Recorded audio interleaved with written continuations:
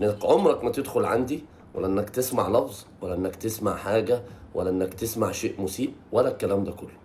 لان انا من البداية عملت الاساس ان انا احترمت نفسي عشان الناس تحترمني. حلو، دي حاجة احنا متفقين عليها. طيب احنا يعني عايزين نعمل بلبلة. طب احنا هنعمل ايه يا جماعة؟ احنا لازم ان احنا نحط اسم شاكر في اي حاجة. اه، انا عديت ياما حاجات كتيرة جدا جدا جدا جدا جدا.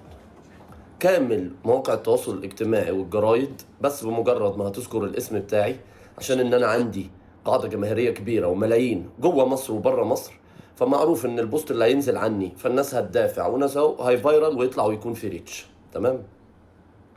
فطبعا بالنسبة انا يعني فاهم ده وفاهم ضريبة ده، ان انت بدل موجود في الوسط ده وفي السوشيال ميديا والكلام ده لازم تتقبل الناحيتين. طيب انا ما عنديش مشكلة ان انت ما تحبنيش او ان انت تنتقدني، لكن غصب عنك هتحترمني، لان انا قبل كل شيء احترمت نفسي.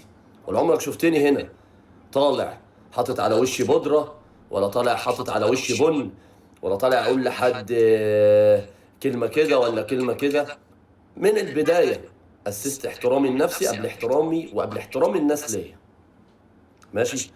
فأي بني آدم أو أي جريدة أو الكلام اللي هي تكتبه طبعا كلها بلا استثناء مليون مرة أطلع أنفي الكلام، والناس عشان تجيب ريتش وعشان المشاهدات وعشان وعشان وعشان وعشان ما عندوش مشكلة إن هو يكتب عليا حتى اللي مش فيا. ما عندهمش أي مشاكل. المهم إن الناس اللي عندي شاكر تدافع ويطلع ويطلع ويطلع ويطلع. طبعا إحنا من البداية واضح إن إحنا نحترم ولاد بلدنا، نحترم نفسنا، نحترم دولتنا، نحترم. لكن أنا مش هشغل نفسي ولا أي شيء.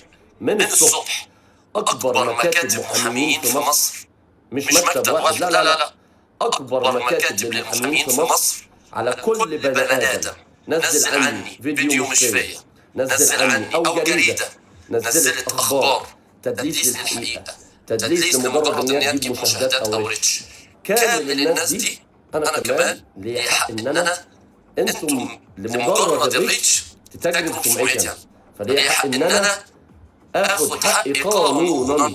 اكبر مكاتب محامين في مصر، اكبر عدد للمحامين الموجودين في مصر، واقوى محامين في الساحه، من بكره الصبح بعمل لهم توكيلات.